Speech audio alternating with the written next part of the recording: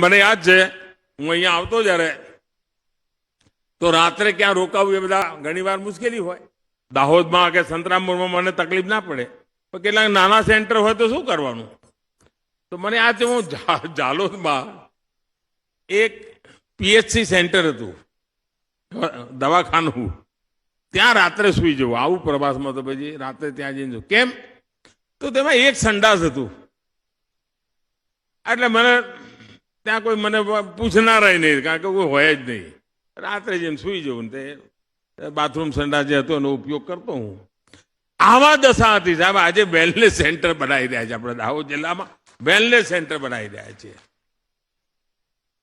અને મને આનંદ થયો, અમારા સંગમ વાળાએ આજે મને એક જાકેટ બનાવીને મોકલ્યું. કારણ કે હું દાહોદમાં જયારે હતો ત્યારે અહીંયા તમારા સંગમ ટેલર વાળા મારા અમૃતભાઈ હતા, એ મારા કપડાં બનાવતા. આજે દીકરો યાદ કરીને મારા માટે ખાસ જાકેટ લઈ આવ્યો.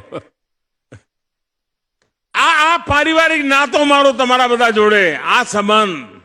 દેશનો પ્રધાનમંત્રી બન્યો હોય કોઈ, એને દાહોદની ગલીઓના નામ ખબર હોય એવું કોઈ દાડ સાંભળ્યું તમે? મુખ્યમંત્રી ના હોય, આ પ્રધાનમંત્રી બધી ખબર છે.